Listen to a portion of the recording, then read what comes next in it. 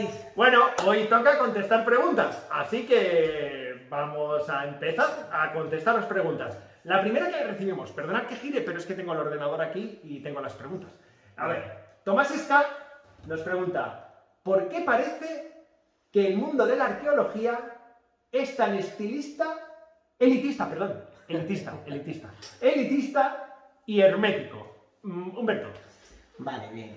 A mí me parece que todas las preguntas que nos habéis hecho son todas muy buenas, ¿eh? Y difíciles muchas veces de contestar. Y que algunas pueden hacer sangre a otros compañeros. Sí.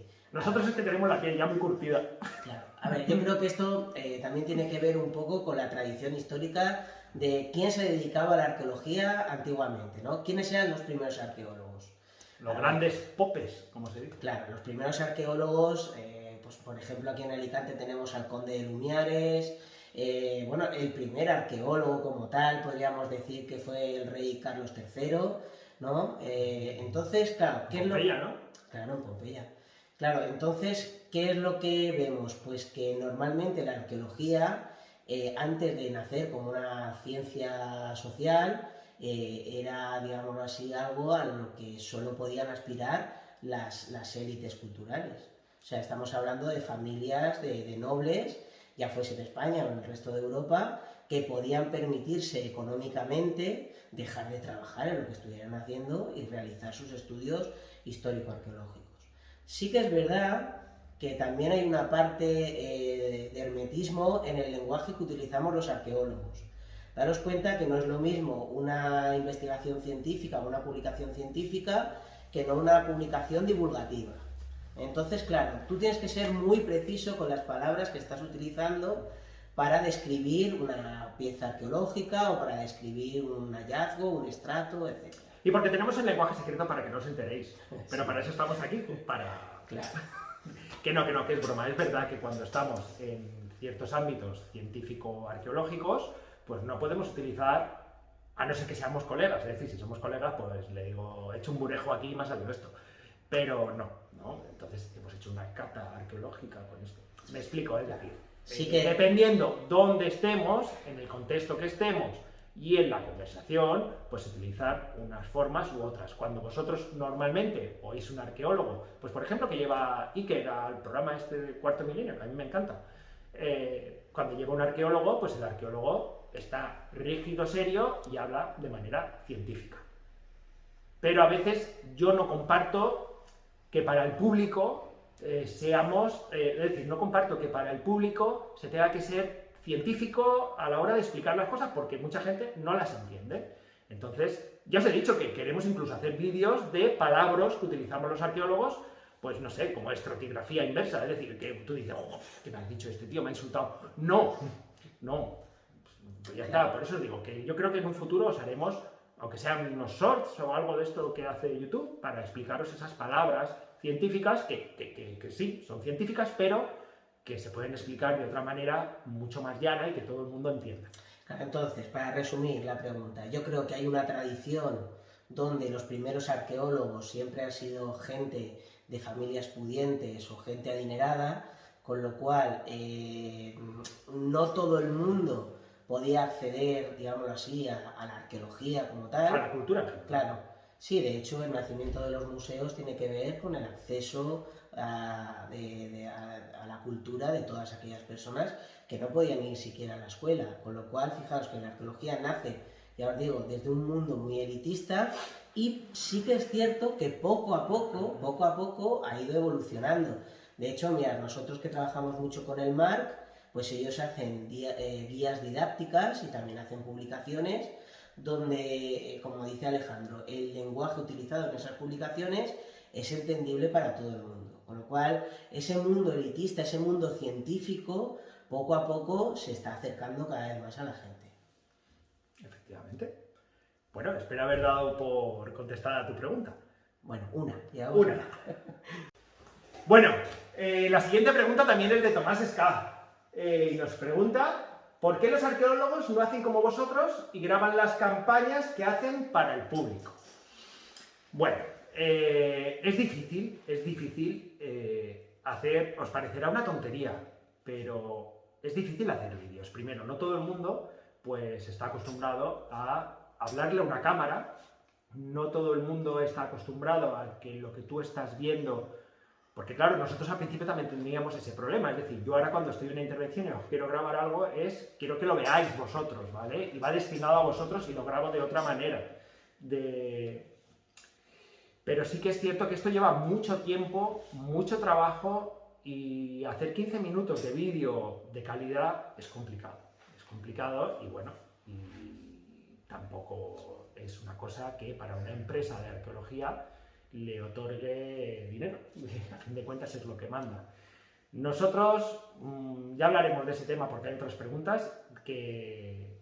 Sí, pero vamos, nosotros teníamos muy claro que era necesario acercar la arqueología a todo Sí, el mundo. sí, pero Porque- también no somos arqueólogos al uso, ni... Yo no me veo a ciertos compañeros haciendo esto. No, a ver, tú ya sabes que a mí desde el principio me daba mucha vergüenza salir en los Bueno, vídeos. sí, pero a ver, Pero- Humberto es profesor, que lo Sí. sepáis, es profesor y da clases y le da vergüenza hablar en público, no me jodas. No, me da vergüenza hablar a la cámara. Pero sí que es verdad que por otro lado es que vemos que es necesario. Sí. Entonces creemos que firmemente que hay que hacerlo así. Claro, y también, a ver, llevamos un mes de canal, un mes. Sois más de 6.000 personas las que os habéis suscrito al canal. Creemos ya que tenemos una obligación con vosotros el mostraros porque sabemos que os gusta y eso también a nosotros nos llena, ¿vale? Y contestaros a todos y a cada uno. Creo que no nos hemos dejado nunca a nadie sin contestar, salvo pues los 3 o 4 maleducados que sencillamente les quito el comentario porque no tiene sentido de contestar a un maleducado. Así que, pasamos a la siguiente pregunta. Mira, vamos así. Mira, Antonio Zaragoza. ¿Qué es lo más extraño que os habéis encontrado? Por extraño me refiero a cualquier cosa que estuviese en un yacimiento y que no encajara en el contexto histórico de la excavación. Vale, entiendo que hablamos de cronologías, ¿vale? Es decir, algo que la cronología no te cuenta. No puede explicarlo. Bueno, a ver, yo voy a ser más escueto porque en realidad a mí la arqueología siempre me ha demostrado que tiene una explicación para, digámoslo así, explicar lo que aquello que al principio en tu mente no termina de cuadrarte. Yo, por poner un ejemplo muy rápido, nosotros estábamos excavando en Villajoyosa una calzada romana del siglo II después de Cristo.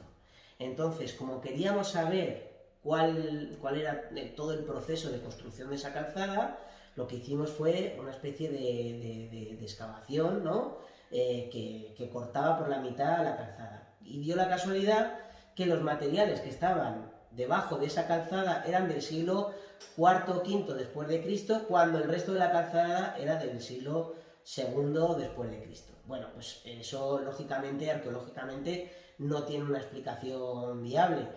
¿Cuál fue al final la explicación? Ojo, después de muchos días de intentar darle vueltas al asunto. Y es que nos encontrábamos ante una reparación. O sea, habían reparado la calzada en el siglo VI después de Cristo, con lo cual lo que hacen es un agujero y lo rellenan con materiales de esa época. Con lo cual esa es la única forma que teníamos también nosotros de explicar que unos materiales del siglo VI estuviesen por debajo de unos materiales del siglo II. Bueno, Vale. ahora la tuya, a mí me gusta más la tuya. Pues mira, esta fue en mi época de estudiante y estaba excavando en el yacimiento ibero-romano de Lezuza, Libisosa. Bueno, pues en una limpieza superficial se encontró pues lo que parecía un peldaño, pero que iba hacia abajo, de mármol. Bueno, y me encargaron a mí, oye Alejandro, encárgate tú de esto. Venga, pues me pongo a excavar el peldaño, siguiente peldaño. Claro, a todo esto el material removido que hay por allí es ibero-romano, ¿vale? Cerámicas iberas pintadas, trozos de ánfora. Bueno, pues yo sigo limpiando y llega un pavimento de cantos rodados. Vale, pues yo empiezo a limpiar el pavimento de cantos rodados y me aparece, que esto sí que hay fotos en internet, te las voy a sacar, una cruz templaria con pues una cruz templaria hecha con cantos rodados en un yacimiento ibero-romano. Pues sí, nos quedamos un poco así como diciendo, ¿esto? ¿Quién ha puesto esto aquí? Vale, pues bien, pues en torno al siglo XII-XIII, pues alguien decidió construir una iglesia allí que tenía esa que tenía que bajar unas escaleras, una escalinata, y luego tenían el rellano con una cruz templaria, y luego entraría lo que sería la iglesia.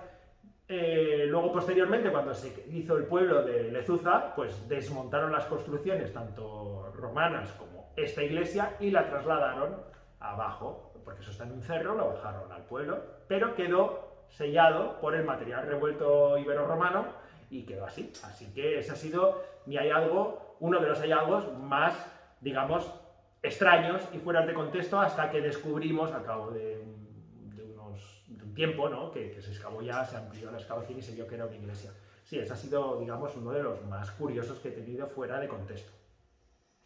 ¿Pasamos a la siguiente? Sí, vamos a ver. Venga. ¿Cuántos minutos llevamos? Ah, que no quiero pasar. A ver, aquí tenemos a Jesús García Urtiaga, que tiene varias preguntas. Vamos a contestar a todas, Jesús, no te preocupes. Una detrás de otra. ¿Qué es lo más complicado de formarse para ser arqueólogo? Yo lo tengo claro. Yo creo que también, pero no sé si vamos a coincidir. Bueno, pues te di una y yo digo la mía. Vale. Sabes que yo voy a decir la mía sí o sí. A ver, yo creo que lo más importante, no para ser arqueólogo, sino para dedicarte a lo que tú quieras dedicarte en la vida, es hacer algo que te guste, que te llene, que lo hagas con la ilusión del mundo y, lógicamente, tienes que ser constante y tienes que formarte. Nosotros en nuestra profesión no paramos de estudiar nunca. Y no pararemos de estudiar nunca, porque siempre hay nuevos hallazgos, siempre tenemos que actualizarnos. Con lo cual, si tú piensas que ser arqueólogo es conseguir el título, que ojo, lo puedes conseguir realizando la carrera de historia y luego haciendo un máster especialista en arqueología, o directamente en las universidades de Barcelona y de Madrid tienes ya el grado de arqueología. Pero eso no te va a hacer arqueólogo. No. A ver, yo, bueno, en mi caso concreto, yo quería ser arqueólogo desde que tenía 3 años, lo tenía clarísimo, así que tenía claro lo que quería hacer y cómo lo quería hacer. Por suerte, la suerte que tuve yo cuando estaba en la universidad es que era la época que había muchísimo dinero y todos los profesores, todos los investigadores y todos los departamentos, arqueología, prehistoria, protohistoria, historia antigua, medieval, todos tenían excavaciones. ¿Qué hice yo? Irme a excavar todas las intervenciones que me fue posible. Es decir, yo acabé la carrera con una media de 28 intervenciones arqueológicas realizadas. Es decir, lo más importante para ser arqueólogo, para ser un buen arqueólogo, mucha experiencia. Claro, Mucha experiencia, mucho excavar. Porque si no, cuando llegues al mundo laboral, si no sabes excavar, claro, y también te da mucho el aprender pues, con los investigadores que estás. Hay unos investigadores que vas a aprender a excavar de manera exquisita. Si tú excavas, como en nuestro caso, con el Departamento de Arqueología de la Universidad de Alicante, vas a aprender a excavar, pero vamos, fino no, lo siguiente. También con otros investigadores, que ya no digo de la universidad, hemos trabajado con gente de fuera también, con investigadores de fuera y tal. Hay otros investigadores, pues, ¿qué aprendes? Pues te viene de puta madre para las urgencias, porque vas a saco, ¿vale? Entonces, bueno, esto es como todo. Sobre todo, lo más complicado de formarse, sacarse una carrera, pues no es complicado, es echarle horas. No, si realmente te gusta la historia y la arqueología, la carrera no es complicada. No es complicada. Sí, habrá algunas asignaturas, pues, como las que a mí, países de la Unión Europea. Bueno, a ver, es que dentro de la carrera no todas las asignaturas son de arqueología, claro, son de arqueología, ni de historia antigua, ni de prehistoria, ni de protohistoria. Claro, entonces hay asignaturas que son, pues, para mí, ladrillos que no tienen sentido, que hubiera preferido más práctica. Es decir, desde aquí pedimos a las universidades, por favor, más prácticas para los alumnos, porque si no van a salir al mundo laboral y van a tener un título de arqueólogo, pero no van a saber excavar. Pero vamos a la siguiente. Que sí. Venga, va, que me lío. A ver. Jesús García Urtiaga también. ¿Conocéis alguna alternativa formativa técnica para poder trabajar en yacimientos bajo instrucciones de arqueólogos? Bueno, en realidad existe la figura del operario especializado en arqueología. Sí que como formación reglada creo que no existe, pero, por ejemplo, nosotros, lógicamente, trabajamos también con muchos operarios. Esos operarios, cuando terminan las excavaciones, les podemos expedir un certificado como que han estado trabajando con nosotros, en qué han consistido los trabajos y cuántas horas. Y al final, sí que eso, la suma de toda esa experiencia y de esos certificados, sí que te puede habilitar para trabajar en una excavación arqueológica. Pero bueno, luego en una excavación arqueológica tenemos muchísimas figuras que, aparte del arqueólogo, actúan. Por ejemplo, los restauradores, también con maquinistas trabajamos. Arquitectos, ingenieros, geólogos, paleontólogos, etc. Médicos, claro, como habéis podido ver en el anterior vídeo. Veterinarios. O sea que sí, digamos así que la arqueología aúna el saber de muchísimas ciencias. Bueno, de hecho, Humberto también, en las intervenciones, cuando vienen peones nuevos, hace formación. Claro. Y parte de su, digamos, dentro de su sueldo, ¿no? Dentro de sí, los honorarios. Los honorarios viene como formación a los trabajadores. Porque, claro, tener un trabajador que puede ser el mejor albañil del mundo, pero no sabe excavar. Claro, la arqueología es una metodología diferente. Efectivamente. A ver, me pregunta también Jesús, ¿hay alguna forma de colaborar con vosotros? Pues sí, es decir, nosotros tenemos también nuestras intervenciones científicas, es decir, una intervención arqueológica no podéis venir, de urgencia no podéis venir, ¿vale? Porque estamos limitados primero por tiempo y luego porque no es posible, ¿vale? Meter a colaborador, a no ser que sea justificado, pues que seas un médico forense o que seas un arquitecto especializado en, ¿vale? Un veterinario especializado en, porque nos ha salido ese hallazgo. ¿Colaborar con nosotros? Sí. Generalmente todos los años, si conseguimos el dinero, pues hacemos una intervención mínimo, una intervención científica. En estas intervenciones científicas, pues normalmente se hace en un yacimiento, en el pueblo X, que sea, y se hace con colaboradores, se hace con voluntarios, primero del pueblo porque tienen preferencia, y luego con colaboradores, o bien chavales que quieren posgrado, o bien de la universidad, o bien estudiantes de arqueología, o incluso gente que pueda venir de un instituto bajo firma paterna con su consentimiento para venir. ¿Cómo venir? Sí. ¿Este año vamos a tener excavación científica? Pues todavía no lo sabemos porque necesitamos unos fondos para claro, poder intervenir. Los proyectos de arqueología científica necesitan lo primero de un proyecto que es a 5 años, con lo cual tú durante esos 5 años tienes que garantizar que cuentas con los fondos necesarios como para acometer todas las obras, ya sea excavación, restauración y puesta en valor. A ver, nuestra idea siempre ha sido que cuando vengan voluntarios a excavar con nosotros en las intervenciones científicas, no sea solo venir a sacar tierra. Nosotros lo que queremos es enseñaros, exactamente, que aprendáis a tomar cotas, a hacer planos, a excavar, la importancia también de la fotografía arqueológica y cómo hay que tomarla. La fotogrametría. Claro, estudio de materiales, etc. O sea, nosotros... Lo que pretendemos es que os enamoréis de la arqueología, no aprovecharnos de 4 chavales que vengan para sacar tierra. Pues no, porque te van a venir el primer día y te van a decir, anda, claro, pero sí que es cierto que las obras de arqueología de urgencia, pues lamentablemente no se puede trabajar con voluntarios. No. Y hasta aquí el vídeo de hoy. Como siempre se me ha hecho corto, pero se me ha hecho un poco largo, así que lo hemos cortado. Aunque os lo cortemos aquí, llevamos un vertillo contestando más de 1h30. Y bueno, vamos a ir troceando y vamos a ir contestando, pues todos los domingos os pondremos un poquito. Y sé que estas preguntas van a generar nuevas preguntas y bueno, y todas aquellas personas que se queden con la duda, con la inquietud, no os cortéis, preguntad. Tened en cuenta que esto es un canal de entretenimiento, pero a la vez es un canal didáctico, ¿vale? Queremos que aprendáis y por supuesto que no os quedéis con ninguna duda. Podéis preguntar lo que queráis, como siempre ya sabéis. Por favor, con educación y os contestaremos a todo.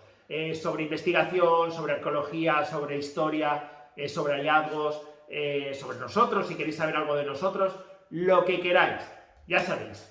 Bueno, y otra cosita, para la semana que viene vamos a empezar con la restauración de la Cova de les Morretes, la cueva del contrabandista. Me han ido pasando vídeos, fotos y está quedando francamente preciosa. Qué chulada, la verdad. Así que nos vemos la semana que viene, ¿vale? El viernes que viene. ¡Hasta luego, Arquetubers! Ya no me acuerdo cuál era la mía. La de la cruz. La cruz templaria. ¡Oh, sí! La cruz templaria. Bueno, luego corto porque si no, si os digo que es una cruz templaria, pues